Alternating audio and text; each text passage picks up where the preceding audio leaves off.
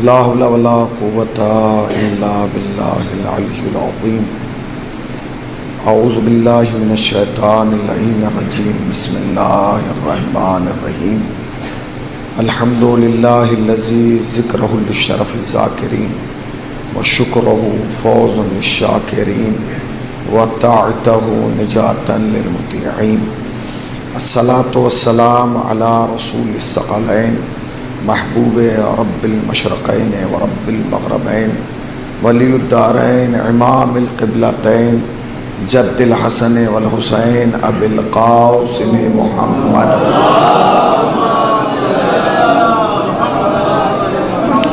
اما بعد فقد قال اللہ سبحانہ تبارک وتعالی وقولہ الحق. بسم اللہ الرحمن الرحیم. کل نفس ذائقۃ الموت. صلوات پڑھ دیں پر محمد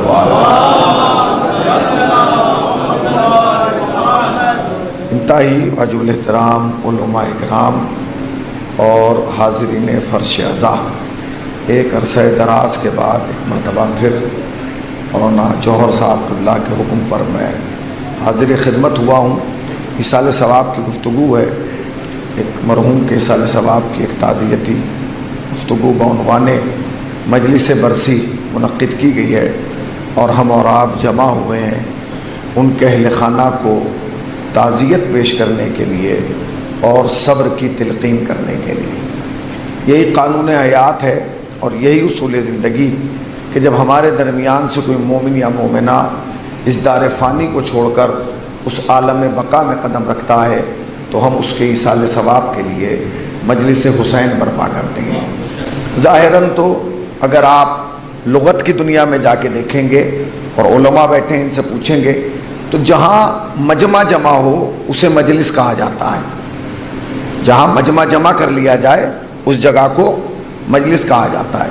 جہاں لوگ جمع ہو جائیں اسے مجلس کہا جاتا ہے. جہاں احباب اکٹھے ہو جائیں اسے مجلس کہا جاتا ہے. جہاں افراد بٹھا دیے جائیں اسے مجلس کہا جاتا ہے. مگر یہ سارے ترجمے جو میں نے آپ کی خدمت میں کیے اگر لغت میں جا کے تلاش کریں گے تو مجلس کے یہی معنی ہے کہ جہاں مجمع جمع ہو اسے مجلس کہا جاتا ہے.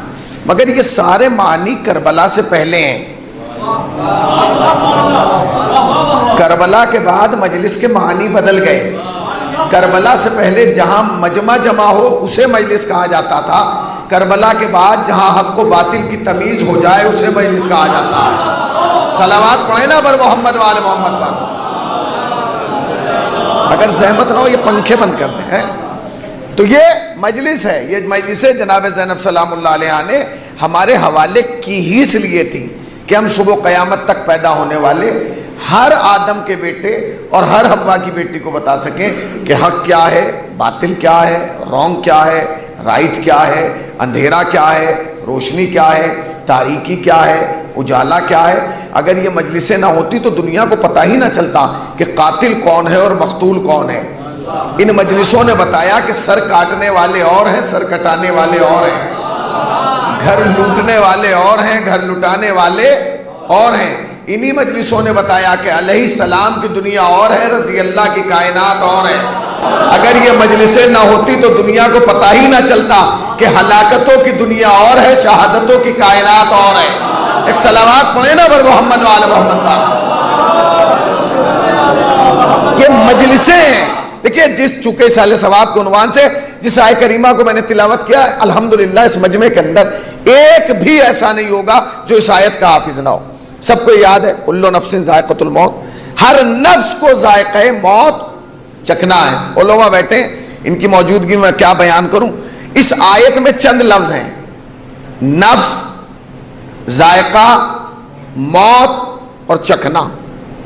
یہ اردو ترجمہ تو یہ ہوتا ہے، نفس، موت، ذائقہ اور چکھنا.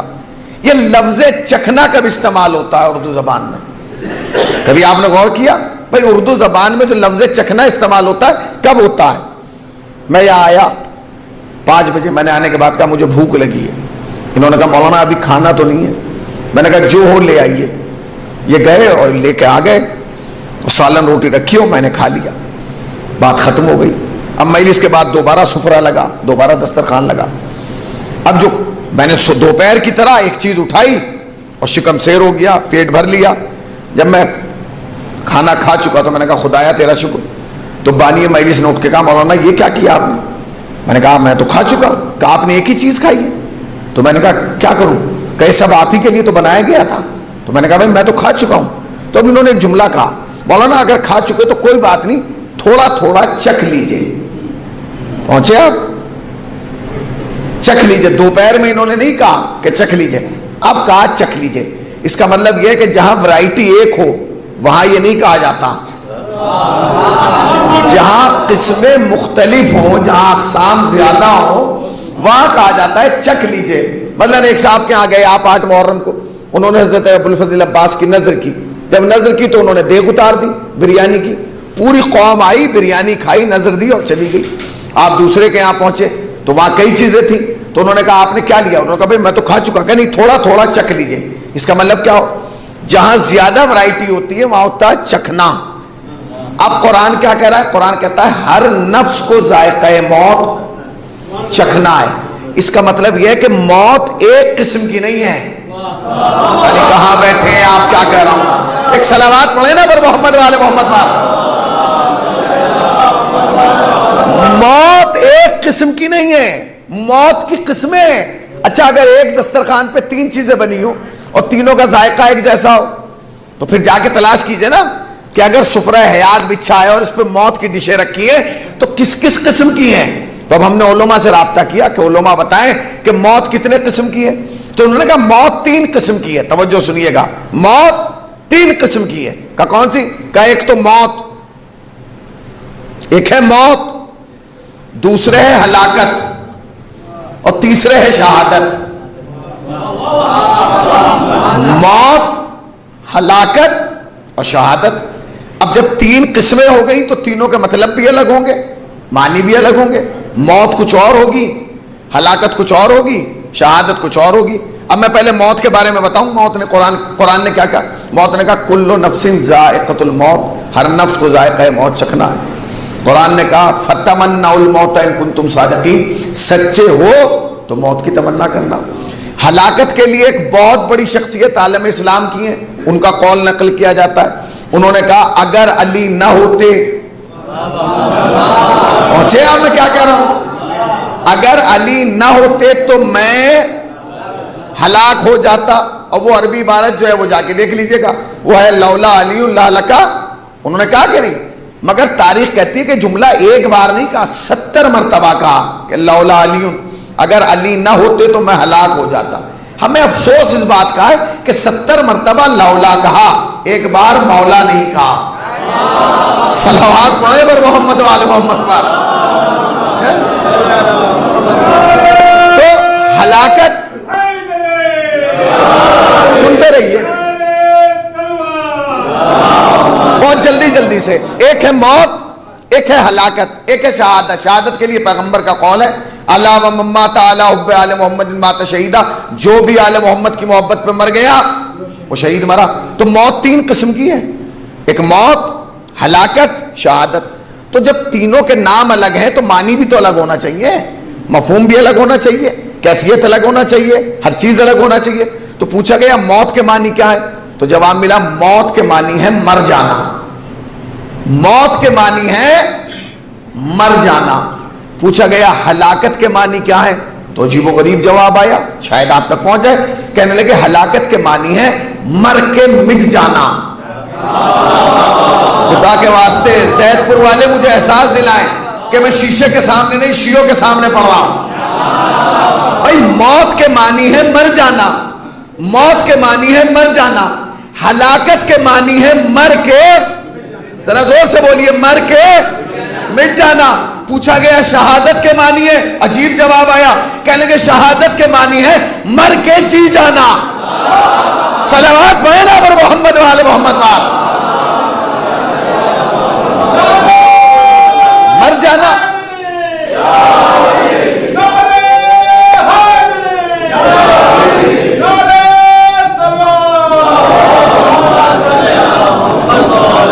مر جانا، مر کے مٹ جانا، مر کے جی جانا. تو جو مر کے جیے وہ شہید ہے. اچھا یہ بتائیے ہم مر کے مٹیں گے یا مر کے جیئیں گے؟ بولیے بھائی. نبی کی حدیث ہے. کس کے لیے؟ نبی نے کہا جو بھی آل محمد کی محبت پر مر گیا وہ شہید ہے. قرآن نے اعلان کر دیا خبردار شہید کے بارے میں مردہ گمان بھی نہ کرو بلکہ وہ زندہ ہے.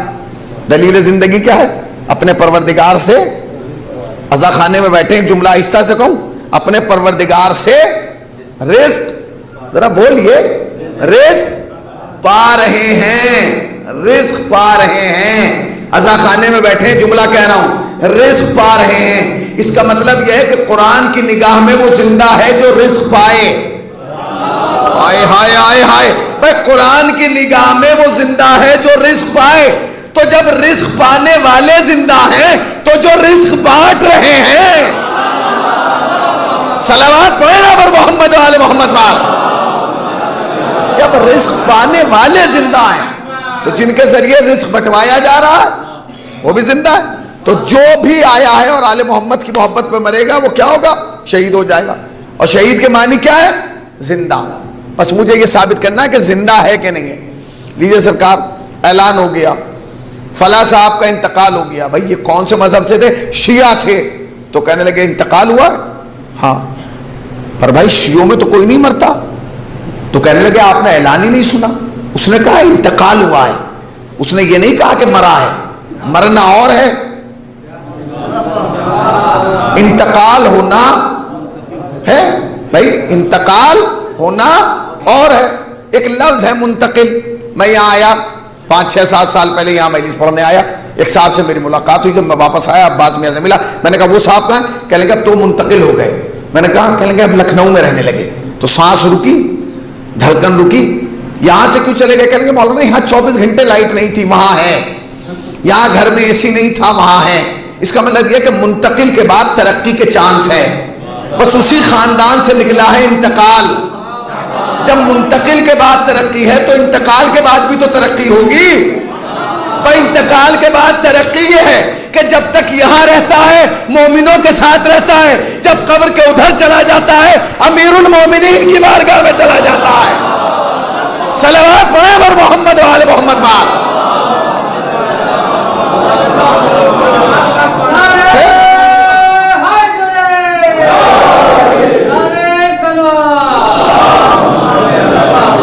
تو 3 قسم کی موت ہیں, مرنا, مر کے مٹ جانا, مر کے. ہمیں کون سی موت ملے گی؟ ہمیں ملے گی مر کے جینے والی. اعلان ہو گیا فلاں صاحب مر گئے, انتقال ہو گیا ان کا. لوگ جمع ہو گئے, انہوں نے کہا بھائی یہ تو ان تک مر نہیں سکتے. کہا کیوں؟ کہا ان کے لیے تو حدیث ہے, حدیث ہے کہ یہ زندہ رہیں گے. اب جنازے پہ دیکھتے دیکھتے 2 پارٹیاں ہو گئیں, ایک جنازے کے ادھر ایک ادھر, بیچ میں جنازہ. آپ نے غور نہیں کیا, مرتے مرتے بھی پارٹی کرا گیا. وہ کہنے لگے یہ زندہ ہے, یہ مردہ ہے, یہ زندہ ہے, یہ مردہ ہے. اب جب وہاں بحث ہونے لگی, آدھوں نے کہا یہ زندہ ہے, آدھوں نے کہا ہے مردہ. کہنے لگے اچھا اس کا امتحان لے لو, پتہ چل جائے گا زندہ ہے کہ نہیں. تو کہنے لگے امتحان کیسے لیں گے؟ کہنے لگے ڈاکٹر کو بلاؤ. ڈاکٹر کو بلایا گیا, اس نے ایسے رکھا, تھوڑی دیر چیک کیا, اس نے کہا مر گئے. انہوں نے کہا ڈاکٹر صاحب اس سے نہیں, آلہ سے چیک کریں. تو اس نے سوٹ کیس کھولا, آلہ نکالا, کان میں لگایا, تھوڑی دیر دل پہ رکھا. اس کے بعد کہنے لگا چلیے آپ کو مجھ پہ یقین نہیں تھا, اب تو آلہ کی مان لیجئے کہ مر گیا. دھڑکن نہیں چل رہی ہے, اب تو آلہ کی مان لیجئے کہ مر گیا. اس نے کہا ہم آلہ کی کیسے مان لیں, مولا کہہ کے گیا ہے کہ زندہ ہے. آلہ کہہ رہا ہے مر گیا, مولا کہہ رہا ہے کیا ہے. تو اب یہ دیکھنا ہوگا کہ آلہ سچا ہے کہ مولا سچے ہیں. انہوں نے کہا بھائی دوبارہ امتحان لو. کیا کہیں گے ذرا سماجی طور پہ ان کا امتحان لو. ڈاکٹر نے تو ڈکلیئر کر دیا ہے مر گئے. قوم آگے بڑھی, ایک صاحب آگے بڑھے, انہوں نے کہا بھائی میں پیاسا ہوں, ذرا مجھے پانی دے دیجئے. اس نے نہیں دیا. دوسرے آگے بڑھے, انہوں نے کہا میں بھوکا ہوں, مجھے کھانا دے دیجئے. انہوں نے نہیں دیا. تیسرا آگے بڑھا, اس نے کہا کہ امام بارگاہ میں چھت ڈل رہی ہے, ذرا چندہ دے دیجئے. اس نے نہیں دیا. پانچواں آگے بڑھا, اس نے کہا ایسا ہے کہ مسجد میں مولانا صاحب کی تنخواہ نہیں گئی ہے, چندہ دے دیجئے. وہ نہیں بڑھا. اس نے کہا کہ رک جاؤ, اس کے سگے بھائی کو بلاؤ. سگا بھائی آیا, اس نے کہا بھائی مجھ پہ پڑوسیوں نے حملہ کر دیا. وہ پھر بھی نہیں اٹھا. قوم نے کہا اس کو موت ڈکلیئر کر دو, یہ مر گیا. کیوں؟ کیونکہ موت اس لیے ڈکلیئر کی گئی کیونکہ اگر یہ زندہ ہوتا تو پیاسے کو پانی پلاتا، بھوکے کو کھانا کھلاتا، مسجد امام بارگاہ کو چندہ دیتا، اور کسی کی مدد کو نہ آتا سگے بھائی کی تو آواز پہ لبیک کہتا۔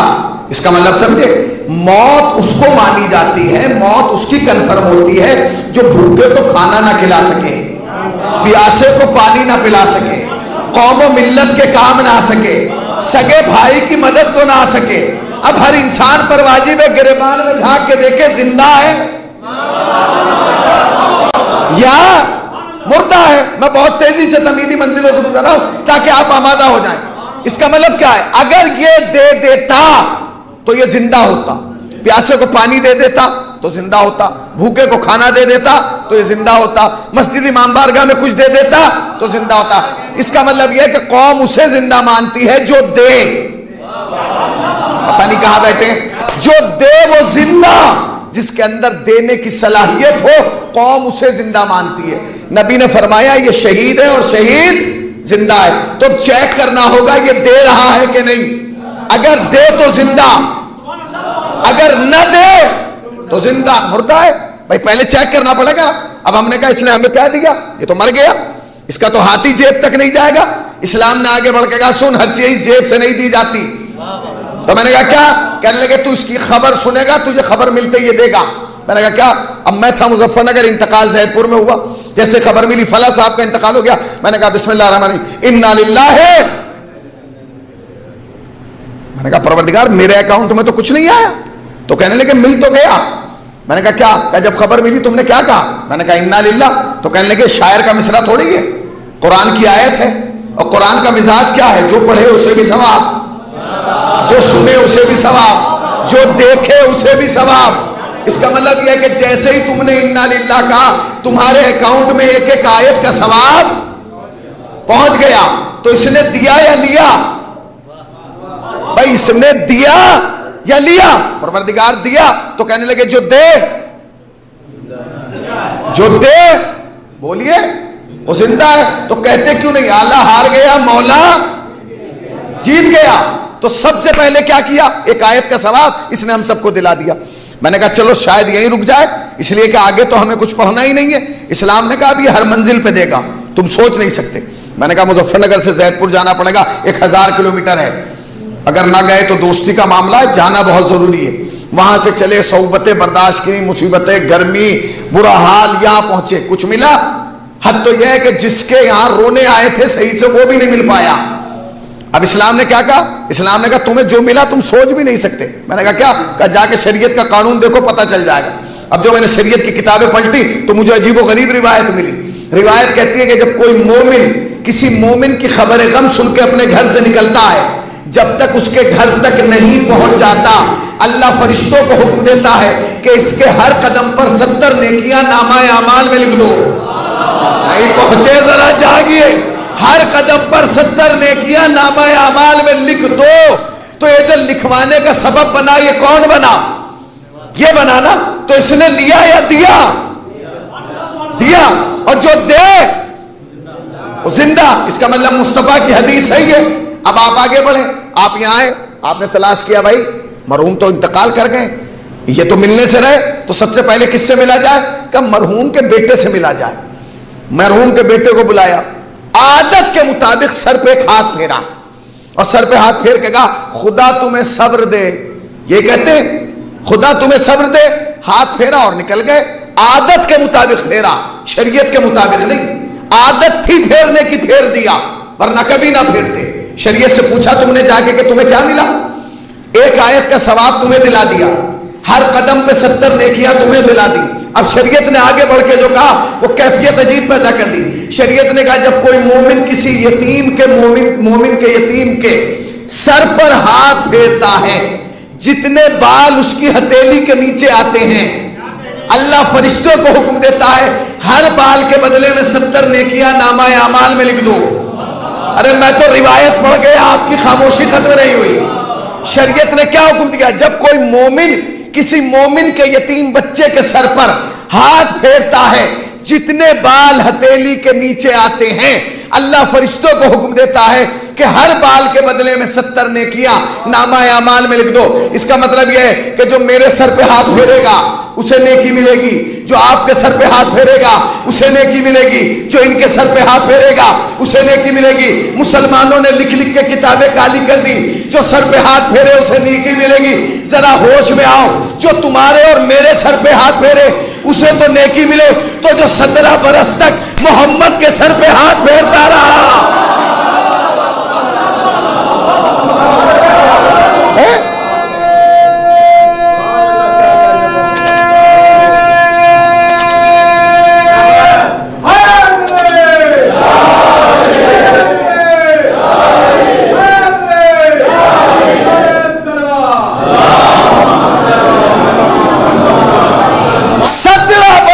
محمد کے سر پہ ہاتھ پھیرتا رہا، اسے نیکی ملے گی یا کیا ملے گی؟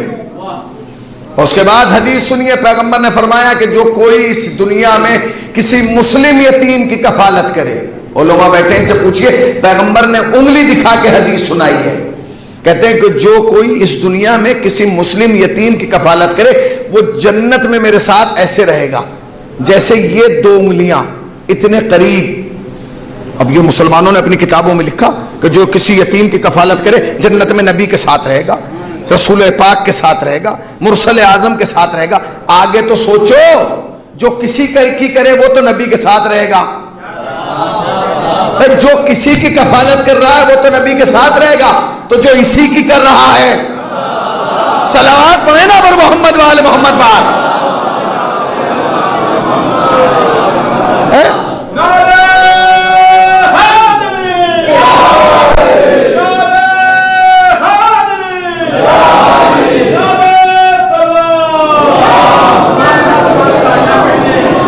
پیغمبر نے فرمایا جو بھی مر گیا آل محمد کی محبت پہ وہ زندہ ہے۔ نبی نے دعویٰ کیا، دلیل خدا دلا رہا ہے، جو دے وہ زندہ۔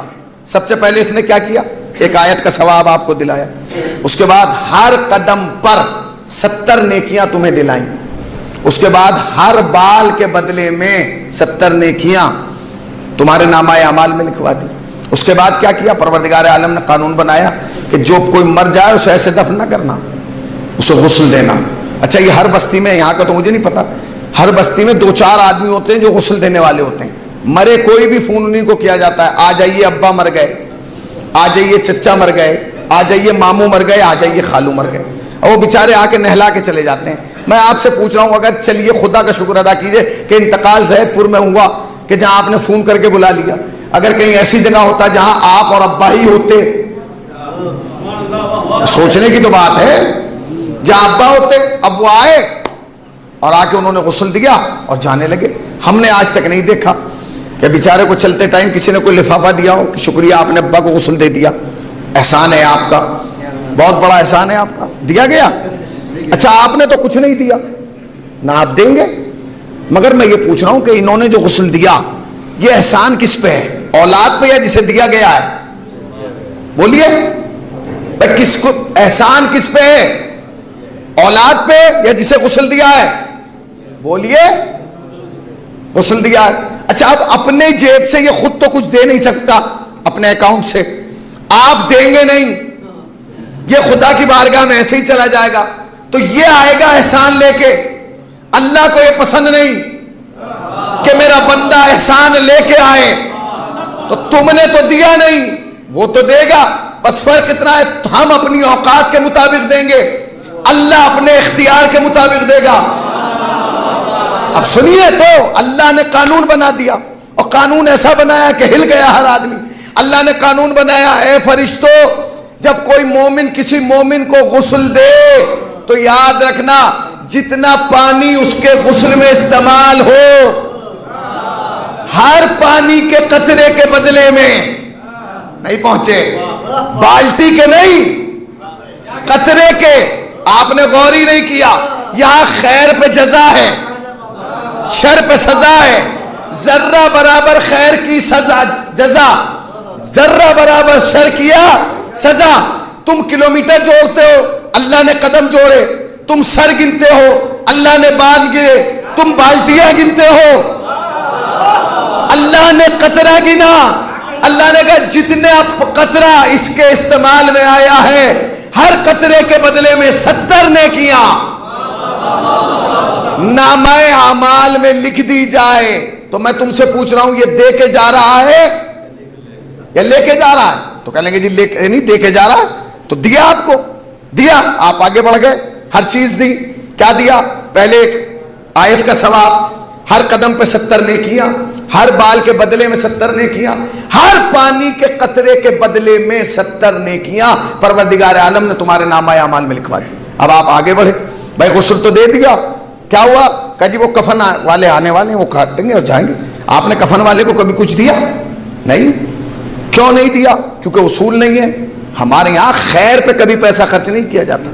شادی پہ ہم 10 لاکھ خرچ کر دیں گے کیونکہ وہ نظر آئے گا۔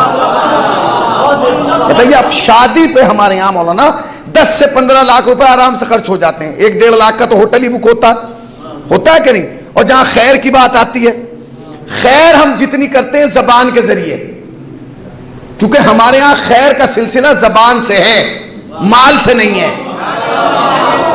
جو مال کے ذریعے خیر ہو پھر ہم کو کہتے ہیں کمال ہے بھائی، اتنا مہنگا تبرک بانٹ رہا ہے، یہ کیا ضرورت ہے؟ تبرک کی ضرورت کیوں نہیں ہے؟ تبرک کی تو ہماری پہچان ہے۔ یہ تبرک بانٹنا معجزہ ہے، یہ تو شکر ادا کرو کہ حسین کے نام پہ اللہ تمہارے سے تبرک بٹوا رہا ہے۔ یاد رکھیے گا یہ تبرک کبھی بند نہیں ہوگا، اس لیے کہ کوئی اس چکر میں نہ رہے کہ میں ہوں تو تبرک بٹ رہا ہے، تم نہیں تھے تب بھی تبرک بٹ رہا تھا، تم نہیں ہوگے۔ بھائی میں آپ کو اپنی زندگی کا زندہ واقعہ بتا رہا ہوں۔ میں مہاراشٹر میں اشرا پڑھ رہا تھا، رات کو سویا تو 500 اور 1000 کے نوٹ چل رہے تھے، صبح اٹھا تو مول صاحب دنیا بدل گئی۔ اچھا ہمیں پتہ ہی نہیں چلا، صبح 6 بجے کی فلائٹ تھی، فلائٹ پکڑی اور آ کے بنارس اتر گئے۔ شاہ گنج مجھے تقریر کرنے کے لیے جانا تھا، ٹیکسی کی، بیٹھ گئے۔ جب وہاں سے آئے اسے پیمنٹ جو کیا، اس نے کہا جی میں تو نہیں لوں گا۔ میں نے کہا کیا مطلب؟ کہنے لگا یہ تو نوٹ ہی بند ہو گیا۔ میں نوٹ کب بند ہوا؟ کہنے لگا رات۔ اب اس کو تو اپنی فکر، مجھے اپنی فکر کہ اگر یہ نوٹ بند ہو گیا تو تو نے لیا کیوں ہے؟ کیا ہو؟ اب بعد میں تحقیق کی کہ جی یہ ہو گیا اور ایسا ہو گیا۔ اب کیفیت کیا ہوئی نوٹ بندی کے بعد وہ آپ دیکھیے۔ سفر کی 8 تاریخ تھی مولانا، مجھے آج بھی یاد ہے، ماہ سفر کی 8 تاریخ تھی جب نوٹ بندی ہوا، اور عزاداری پیک پہ تھی، ٹاپ، ہر جگہ شب بیداریاں، جلوس۔ اب جو اخبارات چھپنا شروع ہوئے تو جانتے خبریں کیا تھیں؟ فلاں صاحب چھت سے کود گئے۔ بھائی کیوں کود گئے؟ خودکشی کر لی، بیٹی کی بارات آنا تھی، نوٹ بندی ہو گئی۔ فلاں صاحب نے اپنی ٹرپ کینسل کر دی، کیوں؟ اس لیے کہ نوٹ بندی ہو گئی۔ لوگوں نے اپنی پراپرٹی کے جو بیانے دیے ہوئے تھے وہ واپس لے لیے، نوٹ بند ہو گیا۔ یعنی دنیا کا ہر نظام برکا اور بدلا، ایک اکیلی عزاداری تھی جو چلتی رہی۔ ہم نے خدا کی قسم، میں نے پورے ہندوستان میں جا کے دیکھا، کہیں کسی نے، ایک آدمی نے بھی فون کر کے نہیں کہا بھائی مسئلہ یہ ہے کہ انجمن تو ہمیں 10 ہی بلانا تھی مگر اس بار 2 بلا رہے ہیں کیونکہ نوٹ بند ہو گیا۔ پہلے 10 دے گئے اترتی تھی، اب نہیں، عزاداری جس شان سے ہو رہی تھی اسی شان سے ہو رہا ہے۔ اس کا مطلب یہ ہے کہ جو سال بھر خرچ کرتے ہو وہ تمہارا مال ہے، جو محرم میں خرچ کرتے ہو وہ عطا حسین ہے۔ صلوات پڑھے نا پر محمد و آل محمد پر۔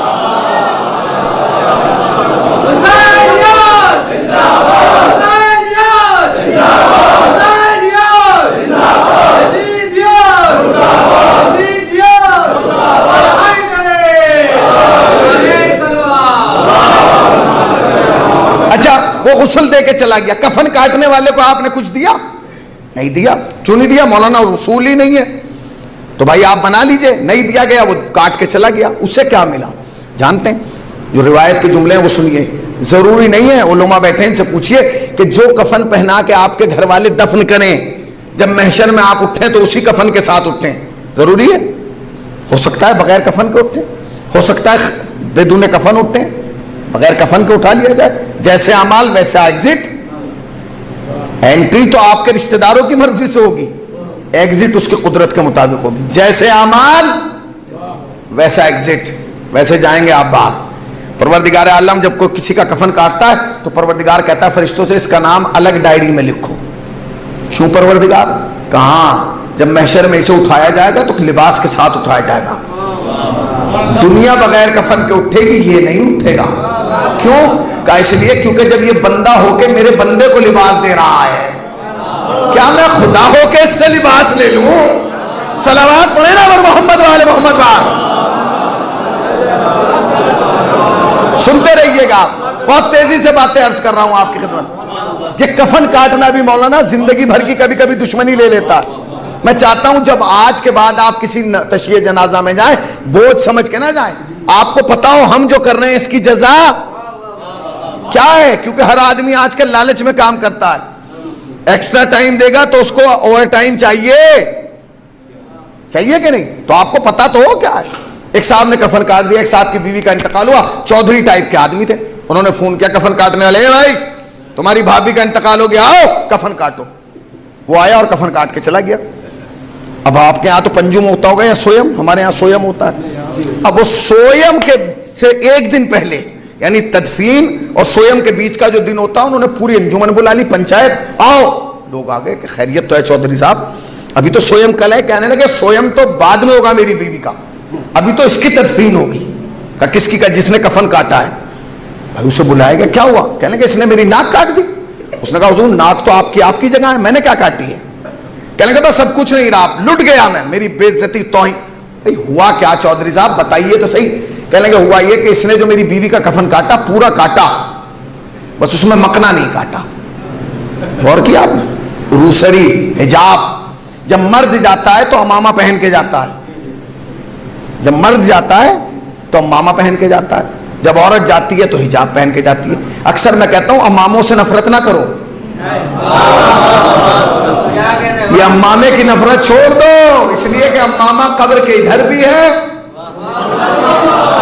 امامہ قبر کے ادھر بھی ہے. ان اماموں سے نفرت نہ کرو، امامے سے نفرت نہ کرنا، ورنہ یہ دنیا بھی اجڑ جائے گی اور وہ دنیا بھی خراب ہو جائے گی. تو اس کو بلایا گیا، بھائی کیا کیا تم نے؟ بھابھی کی روسری نہیں کاٹی، چادر حجاب. اب لوگ یہ سمجھے کہ وہ کھڑا ہوگا، شرمندہ ہوگا، دو جملے کہے گا، بھائی مجھ سے غلطی ہو گئی، میں بھول گیا. دو ہی تو جملے تھے، یا میں بھول گیا یا غلطی ہو گئی. وہ بہت پکا تھا، اس نے کہا سنو نہ مجھ سے غلطی ہوئی نہ میں بھولا. کہا تو پھر کیوں نہیں کاٹا؟ کہا جان بوجھ کے نہیں کاٹا. اب اس جملے کے بعد وہی چپ رہے گا جہاں پانی جائے گا. کہا کیوں نہیں کاٹا؟ کہا بھابھی نے ہمارے سامنے 45 سال زندگی گزاری اسی گاؤں میں، ہم نے کبھی یہاں برقع پہنے ہوئے نہیں دیکھا. ذرا جاگیے، صلوات پڑھو پر محمد وآل محمد. ہم نے کبھی یہاں برقع پہنے ہوئے نہیں دیکھا. اچھا جب قبر کے ادھر نہیں پہنا تو قبر کے ادھر کیوں پہنے گی؟ تو فوراً چودھری صاحب نے کہا تمہیں نہیں پتا قبر کے ادھر کی دنیا اور ہے، قبر کے ادھر کی دنیا اور ہے. میں بھی تو یہ کہتا ہوں کہ قبر کے ادھر کی دنیا اور ہے، قبر کے ادھر کی دنیا اور ہے. قبر کے ادھر اپنے کو سدھار لو تاکہ ادھر زحمتوں اور مشکلات کا سامنا نہ کرنا پڑے. ہو گیا جی، کفن کٹ گیا، غسل ہو گیا. اب کیا ہوا؟ کہ جنازہ اٹھاؤ. تو شریعت نے کیا حکم دیا؟ شریعت نے کہا کہ بلڈ ریلیشن والے آئیں. شریعت نے کہا جتنے لوگ ہیں جنازے میں سب آئیں اور کاندھا دیں. کاندھے کا بھی نظام بنایا. کیسے دینا ہے کاندھا؟ تھوڑی دیر اس پہ رکھنا ہے، تھوڑی دیر اس پہ رکھنا ہے. بس شریعت کا حکم یہ ہونا چاہیے تھا کہ جو یہ کاندھا دے گا وہ یہ نہیں دے گا، جو یہ دے گا وہ یہ نہیں دے گا. شریعت نے کیا کہا؟ تھوڑی دیر یہاں، تھوڑی دیر یہاں. معصوم سے پوچھا گیا یہ جنازہ تھوڑی دیر یہاں کیوں اور پھر تھوڑی دیر یہاں کیوں؟ تو نبی معصوم نے فرمایا چونکہ یہ خالی کاندھے نہیں ہیں، یہ دو منصب ہیں، ایک یہاں بیٹھا ہے ایک یہاں بیٹھا ہے. ادھر والے کا کام ہے اچھائی لکھنا، ادھر والے کا کام ہے برائی لکھنا. جب تم اچھائی کرتے ہو تو یہ لکھتا ہے، سچ بولو گے تو یہ لکھے گا، مسجد میں جاؤ گے تو یہ لکھے گا، نماز پڑھو گے تو یہ لکھے گا، بزرگوں کا ادب کرو گے تو یہ لکھے گا، باپ کے پیچھے چلو گے تو یہ لکھے گا، باپ کے سامنے دھیمی آواز میں بولو گے تو یہ لکھے گا، پڑوسی کا خیال رکھو گے تو یہ لکھے گا، لاک ڈاؤن میں لوگوں کا خیال رکھو گے تو یہ لکھے گا، برائی کرو گے تو یہ، گالیاں دو گے تو یہ، غیبت کرو گے تو یہ، حسد کرو گے تو یہ، باپ کے آگے چلو گے تو یہ، اس کو لکھنا ہے. اب کیا ہے؟ تو معصوم نے فرمایا کہ جب کوئی مومن کسی مومن کا جنازہ اٹھا کے اس کاندھے پہ رکھتا ہے تو فرشتہ لکھنا شروع کرتا ہے، اتنے قدم چلا، اتنی دیر رکھا، اتنی دور چلا، اتنے سیکنڈ چلا، لکھتا رہتا ہے۔ اور جب وہی جنازہ اس کاندھے پہ آتا ہے تو یہ تو بیٹھا ہوا ہے نا، اللہ کہتا ہے بھائی لکھ۔ اس نے کہا پروردگار میرا کام تو برائی لکھنا ہے، یہ برائی کرے گا تو لکھوں گا۔ بھائی کیا مطلب؟ کہ یہ گالی دے گا تو میں لکھوں گا، یہ جھوٹ بولے گا تو لکھوں گا، یہ غیبت کرے گا اب تو یہ اچھائی کر رہا ہے۔ تو اللہ حکم دیتا ہے پھر بیٹھا کیوں ہے؟ اگر لکھ نہیں سکتا تو جو اب تک لکھا ہے، کہا بیٹے اسے مٹانا شروع کر دے۔ صلوات پڑھیں پر محمد وآل محمد وآل۔ سمجھے آپ مطلب؟ سمجھے؟ ایران نے بڑی ترقی کی ہے، ایک ربڑ بنائی ہے 5 لاکھ روپے کی، اور 5 لاکھ روپے 5 لاکھ کی 5 روپے کی ملتی ہے، اور جب سے یہ آن لائن کلاسیں شروع ہوئی ہے تو بکنا ہی بند ہو گئی۔ آپ کہہ رہے ہیں 5 لاکھ کی؟ ہاں بھائی 5 لاکھ کی ربڑ ہے۔ کیا کون سی؟ میں نے کہا جو 5 روپے کی ہے وہ آپ کے بچے کی کاپی میں کریکشن کرتی ہے، یہ 5 لاکھ والی نامہ اعمال میں کریکشن کرے گی۔ دیکھیں کتنے خوش ہوئے، مگر ایسی کوئی ربڑ بنی نہیں ہے۔ اگر بنتی تو سب سے پہلے میں خرید کے لاتا۔ اگر ایسی کوئی ربڑ بن جاتی تو جیسے ہی بیٹے کو پتا چلتا ابا کو کینسر ہو رہا ہے، چلو تمہیں یہاں لے کے چلتا ہوں، ہیرا لے کے چلتا ہوں، تو کہتا ہے بیٹے ہیرا بعد میں لے کے جانا، پہلے ربڑ منگا لے، کیونکہ ہر آدمی کو پتا ہے کہ میں نے کیا کیا ہے۔ اب وہ ربڑ اللہ نے جنازے میں رکھ دی کہ اگر تم چاہتے ہو کہ تمہارے نامہ اعمال میں کریکشن ہو تو بس زیادہ دیر جنازہ اس کاندھے پہ رکھنا۔ اس کا مطلب یہ نہیں ہے کہ کل سے جنازہ اٹھے تو اسی کاندھے پہ رکھنا ہے، چھوڑنا ہی نہیں ہے قبرستان تک کہ میں ہی لے کے جاؤں گا۔ ایسے پورے گاؤں کو پتا چل جائے گا کہ سب سے بڑا فالٹ اسی کے اندر ہے۔ صلوات پڑھے پر محمد والے محمد۔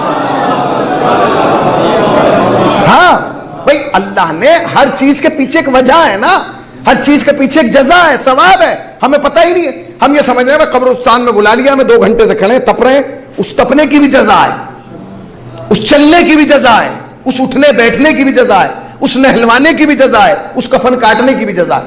ہو گیا جنازہ آ گیا قبرستان میں، آ گیا حضور، اب کیا ہوگا؟ کہہ لیں گے مولانا آئیں گے اور نماز جنازہ پڑھائیں گے۔ مولانا آئے، آئیے مولانا نماز جنازہ پڑھا دیے۔ اب مولانا نے کہا کہ ٹھیک ہے۔ مولانا نے پلٹ کے کہا سنو بھائی اس نماز میں 5 تکبیریں ہیں، 5 مرتبہ کہنا ہے اللہ اکبر۔ یہ 5 مرتبہ اللہ اکبر کیوں کہنا؟ اس کے لیے بہت بہترین خوبصورت جملہ آیت اللہ بہت بڑی شخصیت ہیں فارسی زبان کی جو ایران کے نیشنل چینل پر درس تفسیر دیتے ہیں، حضرت آیت اللہ محسن قراتی، انہوں نے ایک جملہ لکھا مول صاحب، وہ بہت زبردست لکھا۔ انہوں نے کہا کہ اللہ نے انسان کو حکم دیا ہے کہ وہ 5 ٹائم اس کی بارگاہ میں آ کے کہیں اللہ اکبر، اللہ بڑا ہے۔ آج اس کا اس دنیا میں آخری دن ہے، یہ خود تو نہیں آ سکتا، یہ خود خدا کی بارگاہ میں نہیں آ سکتا، لہذا کوئی آئے اور اس کی طرف سے کہے کہ اللہ بڑا ہے۔ اور سنو اگر ایک نے کہہ دیا تو ہم نے اوروں سے معاف کر دیا، نہیں پہنچے، اگر ایک نے کہہ دیا تو ہم نے اوروں سے معاف کر دیا۔ آگے انہوں نے کہا اللہ اکبر، میں گواہی دیتا ہوں اللہ بڑا ہے، رسول اس کا محمد رسول ہے۔ اس کے بعد کہا اللہ اکبر، مومنین و مومنات کے لیے دعائے مغفرت، اللہ اکبر، آل محمد پہ اور آل ابراہیم پہ درود۔ اس کے بعد جو چوتھی 5ویں تکبیر کے درمیان جو ذکر ہے وہ بڑا ضروری ہے، وہ اسی کے منسوب ہے، اسی سے منسوب۔ اب اس میں کہا کہہ رہے ہیں آپ پروردگار ہم تو کچھ نہیں جانتے، اللہم انا لا نعلم منہ الا خیرا، پروردگار ہم کچھ نہیں جانتے، یہ جانتے کہ خیر پہ تھا، آپ جانتے ہی نہیں، زندگی بھر آپ کی مخالفت کرتا رہا پھر بھی خیر پہ تھا، زندگی بھر اس نے آپ کو ٹارچر کیا پھر بھی خیر پہ تھا، زندگی بھر اس نے آپ کے گھر میں اچھے رشتے نہیں آنے دیے پھر بھی خیر پہ تھا، زندگی بھر اس نے آپ کا کوئی پروگرام سکسیس نہیں ہونے دیا پھر بھی خیر پہ تھا۔ کہ پروردگار خیر کچھ نہیں جانتے۔ مظلومیت دیکھیے، انسان کی مظلومیت، کھڑا ہو کے کہہ رہا ہے جنازے میں ہم کچھ نہیں جانتے، بس یہ جانتے کہ خیر پہ تھا، جانتا نہیں خیر پہ تھا۔ اس جملے کا وزن جانتے ہیں آپ؟ اللہ اکبر، اللہ اکبر۔ دنیا عرفان کے ایک بہت بڑے عالم دین نے ایک جملہ لکھا، کہتے ہیں کہ اگر کسی مومن کے جنازے پر 40 آدمی کھڑے ہو کے کہتے ہیں پروردگار ہم کچھ نہیں جانتے یہ خیر پر تھا، اللہ فرشتوں تو کہتا ہے اس کی خطاؤں پر پردہ ڈال دو۔ کیوں پروردگار؟ کہا اس لیے کہ جب یہ بندے ہو کے بھول گئے، جب یہ بندے ہو کے بھول گئے جن کے ساتھ کیا ہے، تو خدا کو یاد رکھوں، ڈالو۔ اچھا جی میں آپ سے بات کر رہا ہوں، ایک جملہ، عموماً جب زید پور میں جنازہ اٹھتا ہے کتنے آدمی ہوتے ہیں؟ 100 200 مان لیجئے، منیمم 200 آئید آتے ہوں گے، عموماً جنازوں میں 200 آدمی ہوتے ہیں۔ انہوں نے کہا کہ 40 جنازے پہ 40 بندے ہو کے کھڑے ہو کے کہتے ہیں یہ خیر پہ تھا، اس کا کام ہو گیا۔ آدمی تھے 200، 160 فالتو تھے، 40 نے آ کے کہا خیر پہ تھا، وہ تو 40 پہ کلین سیٹ لے کے نکل گیا، ہم تھے 160 میں، ہم آئے اور پارکنگ میں کھڑے ہو کے کہنے لگے اچھا ہوا مر گیا، بہت اچھا ہوا پیچھا چھوٹ گیا۔ پوری قوم کے لیے درد سر بنا ہوا تھا۔ اب میں یہ پوچھ رہا ہوں ہمیں سزا ملے گی یا جزا؟ اس کا تو کام ہو گیا 40 پہ، ہمارا کیا ہوگا؟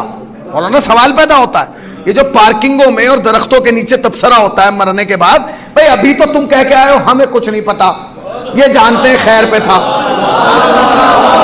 اور ابھی تمہیں سب پتا چل گیا، اچھا ہوا مر گیا، بہتر ہوا مر گیا، درد سر تھا مر گیا، پوری قوم کو تباہ کیے ہوا تھا مر گیا۔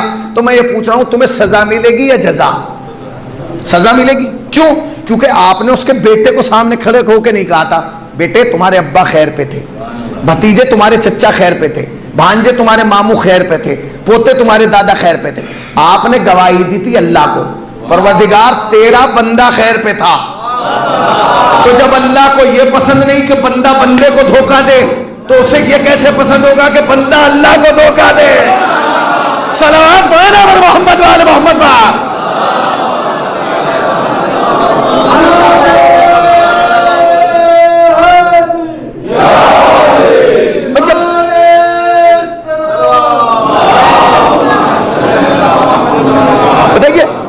اللہ کو یہ تو برداشت نہیں ہے کہ چمن پمن کو دھوکہ دے، شبن ببن کو دے، کلن کتن کو دے، اسے یہ برداشت ہوگا کہ ایک آدمی نیچے کھڑا ہو کے اوپر والے کو دھوکہ دے رہا ہے؟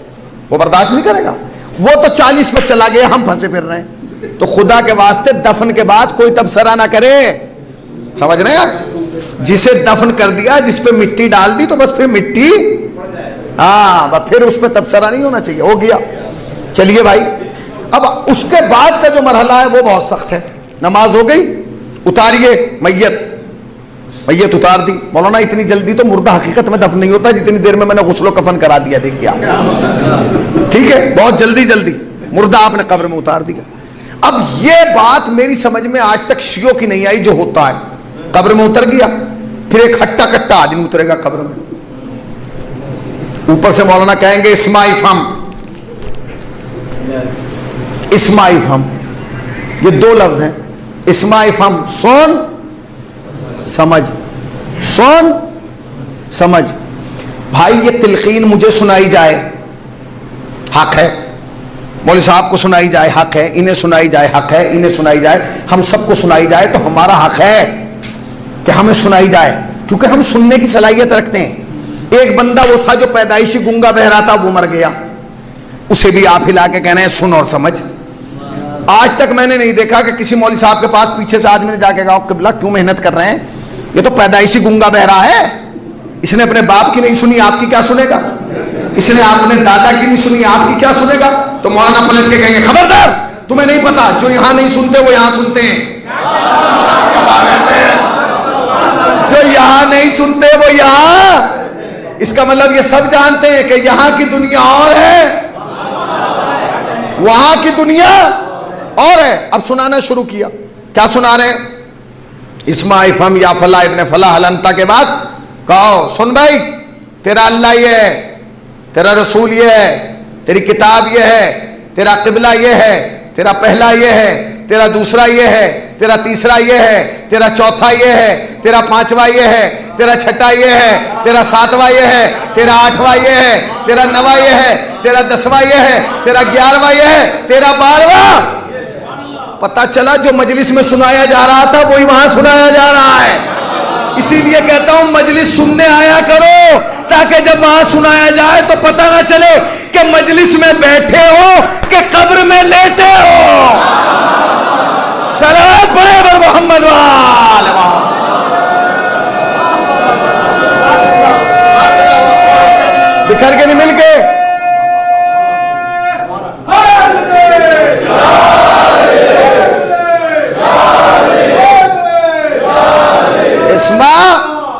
افہم، یہ دو لفظ ہیں، سن سمجھ.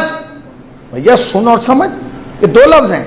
سن کا تعلق ہے یہاں سے، سمجھ کا تعلق ہے یہاں سے.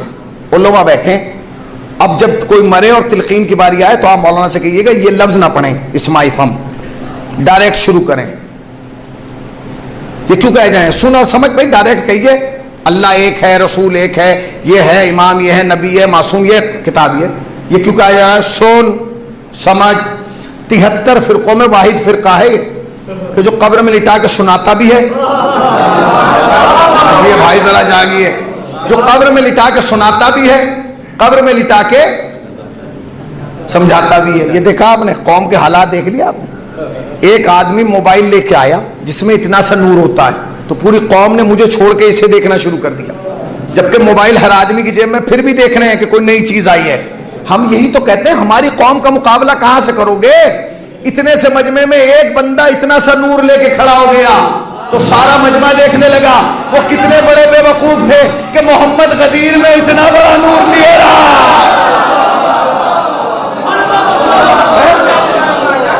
صلوات پڑھے پر محمد وآل محمد وآل.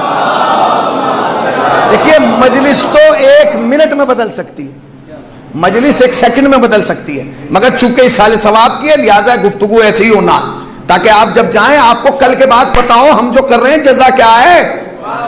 بھائی پتا تو ہو، آدمی کو لگا پڑا ہے 10 سجدے، سجدے پہ سجدے، نماز کیوں پڑھ رہا ہے؟ تجھے پتا تو ہو، پتا ہی نہیں لگا ہوا ہے تو کم سے کم اس کو پتا ہو کہ کیا ملنے والا ہے. تو کیا کہا؟ سن سمجھ. 73 فرقوں میں واحد ہے جو مردے کو قبر میں لٹا کے کہتا ہے سن سمجھ.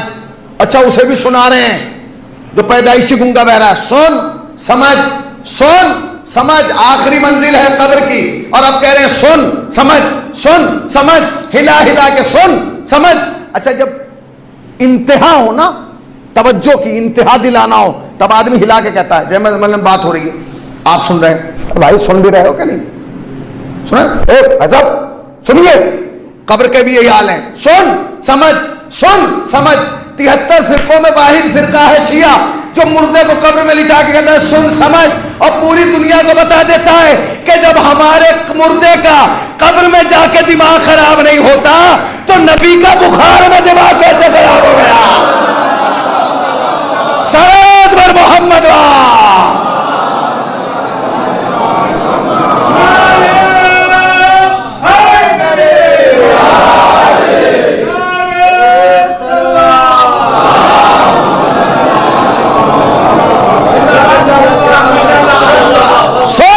سمجھ. چلیے جی سنا دیا گیا، سمجھا دیا گیا، تختے رکھ دیے گئے. اب قوم اسلام نے کیا کہا؟ اسلام نے کیا کہا؟ اسلام نے کہا کہ سنو ایک آدمی پھاولا لے اور ساری مٹی اکیلا ڈال دے. ایسا کہا؟ کیا کہا شریعت نے؟ سارے آئیں اور مٹی دیں. بھائی صاحب یہ مٹی دینے کا فارمولہ ایسا ہے مول صاحب، 1 لاکھ کا مجموعہ شیعہ الگ مٹی دیتا ہوا پکڑا جائے گا. جانتے کیوں؟ کیونکہ سب جگہ تو دی جاتی ہے یوں، ہمارے یہاں دی جاتی ہے یوں. 1 لاکھ کا مجموعہ شیعہ الگ پکڑا جائے گا. آپ کھڑے ہو جائیے، اپنا ہے یہ اپنا نہیں ہے، کیونکہ جو یوں دے وہ اور ہے، جو یوں دے آپ نے غور ہی نہیں کیا. حج میں جائیں گے تو یوں کا فارمولہ سمجھ میں آ جائے گا. کہاں بیٹھتے ہیں ایسے دیا جائے. اپنے بچوں کو لے کے جایا کریں، یہ بھی تہذیب کا حصہ ہے کہ اسے پتا ہو کہ کیسے مٹی دی جاتی ہے. مٹی دے دی گئی، چلے جائیں. شریعت نے کہا رک جاؤ، ابھی ایک آدمی پانی لائے گا، پانی ڈالے گا، پانی ڈال دیں، اب چلے جائیں. رکو، کہاں جا رہا ہے؟ اتنی جلدی کیوں ہے؟ کیوں جا رہا ہے؟ ابھی نہ جا. آستین پلٹو، زمین پہ بیٹھو، انگلیاں گاڑو، 7 مرتبہ 11 مرتبہ یا 21 مرتبہ سورہ مبارک قدر کی تلاوت کرو. اچھا پروردگار ساری سورہ قدر ایک ہی جگہ انگلی رکھ کے پڑھ دیں؟ کیا کہا شریعت نے؟ الگ الگ. شریعت احمقوں کے لیے نہیں آئی، شریعت بے وقوفوں کے لیے نہیں آئی. بھیا یہ اچھا میں علماء سے پوچھ رہا ہوں، بیٹھے ہیں میری جانب، یہ بتائیے کھڑے ہو کے پڑھیں تو کیا ثواب نہیں ملے گا؟ ملے گا. کھڑے ہو کے پڑھتے ہیں ایسے ہاتھ اٹھا کے بسم اللہ الرحمن الرحیم، ثواب نہیں ملے گا؟ ملے گا. ایسے کھڑے ہو کے پڑھتے ہیں ثواب نہیں ملے گا. قبر پہ بیٹھ کے پڑھتے ہیں ثواب نہیں ملے گا. یہ کیا قانون لائیں کہ جی انگلیاں گاڑیں، میں نے بڑا تلاش کیا ہے انگلیوں کا فارمولہ کیا ہے. اب جو انگلیوں کا فارمولہ پڑھ رہا تو پوری مجلس ہی دماغ سے اڑ گئی. یہ کیا ہے؟ شریعت نے کہا سنو، جس مومن کی قبر پر مومن کی انگلی کے نشان رہیں گے، جب تک نشان باقی رہیں گے، قبر، فشار قبر، تنہائی قبر، خلوت قبر، عذاب قبر سے محفوظ رہے گا. پھر سن لیجئے، مومن کی قبر پر مومن کی انگلی کا نشان ہو. مومن کون ہے؟ ہم. یہ دیکھیے ہمیں مومن کہا جا رہا ہے. میں نے دیکھا میں مومن ہوں، جھوٹ میں بول رہا ہوں، غیبت میں کر رہا ہوں، گھمنڈ میرے اندر ہے، تکبر میرے اندر ہے، قوم کو لڑوا میں رہا ہوں، پٹوا میں رہا ہوں، قوم کی توہین میں کر رہا ہوں، پھر بھی مومن. ساری صفات ہمارے اندر ہیں یہ، مگر اللہ نے پھر بھی ہمارا اتنا پاس رکھا بول صاحب کہ اگر ہم جیسا گناہگار بھی کسی مومن کی قبر پر انگلی کے رکھ کے نشان چھوڑ دے تو جب تک نشان باقی رہے گا قبر پہ عذاب نہیں آئے گا. تم نے غور ہی نہیں کیا زید پور والوں، جملہ تو مجھے آخری کہنا ہے. ارے جس قبر پر مومن اپنی انگلیوں کے نشان چھوڑ دے اس قبر پہ تو عذاب آئے نہیں، تو جس قبر میں خود امیر المومنین آ جا.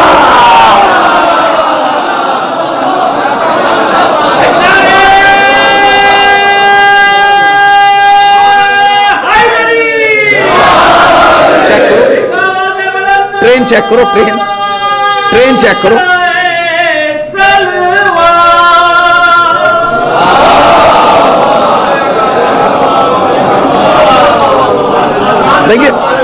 دیکھیں یہ مجلس درسگاہ بھی ہے، یہ مجلس پیغام کا مرکز بھی ہے، یہ مجلس دانشگاہ بھی ہے، یونیورسٹی بھی ہے. اگر یہاں سے باتیں نہیں کی گئی تو کہاں سے کی جائیں گی؟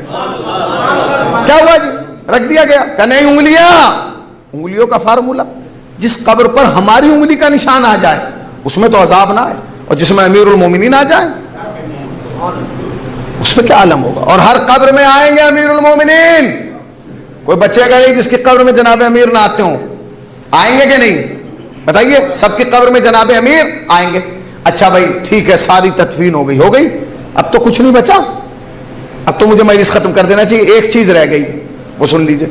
جیسے یہ اعلان ہوا ٹھیک ہے بھائی تدفین ہو گئی، چلیں بھائی چل رہے ہیں، ہاتھ ہی دھو رہے تھے پیچھے سے لوگ. ایک صاحب نے پیچھے سے چیخ کے کہا بھائی مومنین سے گزارش ہے کہ آج رات میں نماز مغربین کے درمیان 2 رکعت نماز یہ لیجئے. آئے تھے نماز بخشوانے، روزے بھی گلے پڑ گئے. ایک نے دوسرے کو دیکھا، پڑھو گے؟ اس نے کہا گرمی میں واجب پڑھنا بھاری ہو رہی ہے. اچھا یہ جو نماز وحشت کا آپشن ہے یہ سیکنڈ ہے، فرسٹ نہیں ہے. فرسٹ ہے صدقہ دیں، سنتے رہیے گا، فرسٹ ہے صدقہ دیں.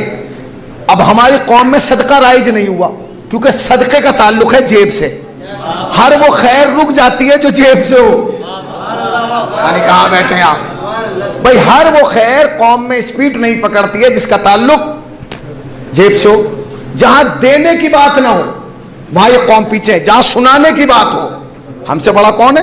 پورا مذہب میری انگلیوں پہ ہے بھائی صاحب، پورا دین میری انگلیوں پہ ہے، پوری شریعت میری انگلیوں پہ. کیا نماز اب نہیں پڑھیں گے، کیا ضرورت ہے؟ اب جو میں نسخہ دے رہا ہوں پوری مجلس بھول جائیے گا، یاد رکھیے گا. اب تک جو میں نے احادیث سنائی یہ یا چھٹے امام کی ہیں، یا چوتھے امام کی ہیں، یا 5ویں امام کی ہیں، ٹھیک ہے نا؟ اب جو حدیث سنا رہا ہوں وہ اس امام کی ہے جس کی غیبت میں آپ بیٹھے ہیں، جس کے زمانے امامت میں آپ بیٹھے ہیں. حدیث سن لیجیے، حدیث سنیے اور لطف لیجیے.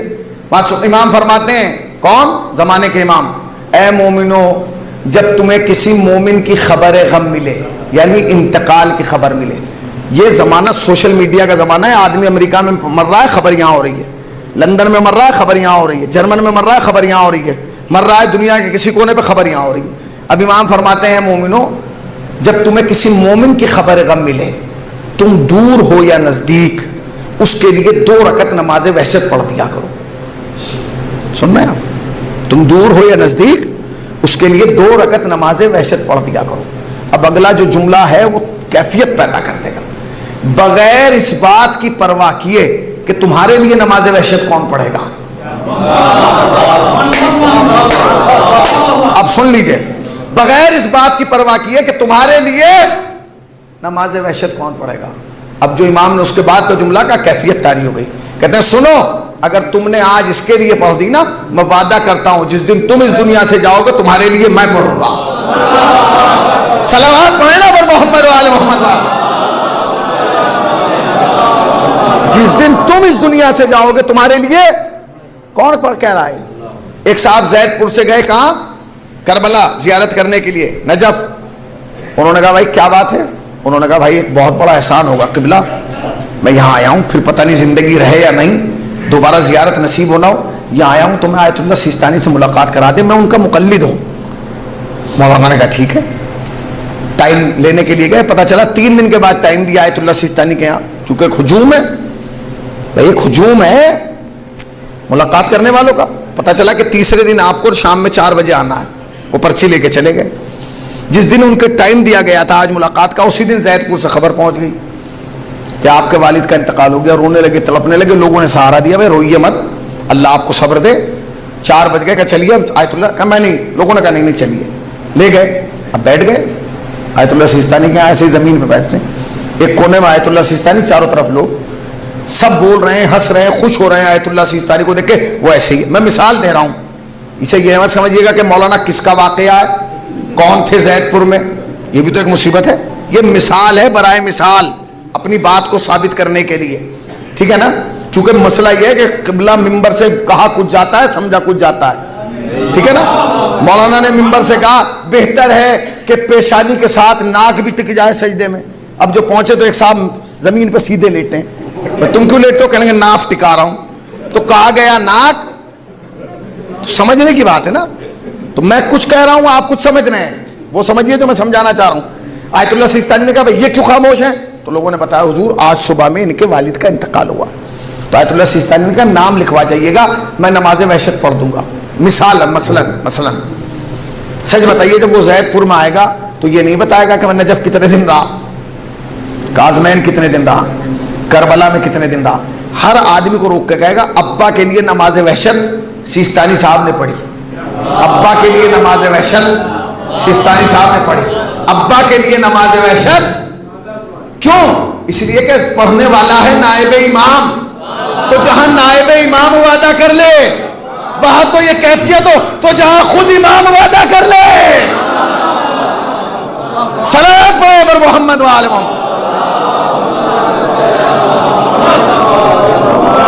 بس عزیزان کرام، یہ کیا کیفیت ہے اس کے اندر؟ جب کوئی میت ہو تو اس سے بھاگے نہیں، وہ بوجھ نہیں ہے، وہ تمہیں دینے آئی ہے، لینے نہیں آئی ہے۔ یہ جتنی حدیثیں کس کی ہے؟ معصومین کی ہے۔ بھائی علی کے بعد 2 بیٹے حسن و حسین، حسین کی نسل میں امامت آئی۔ زین العابدین کس کے بیٹے؟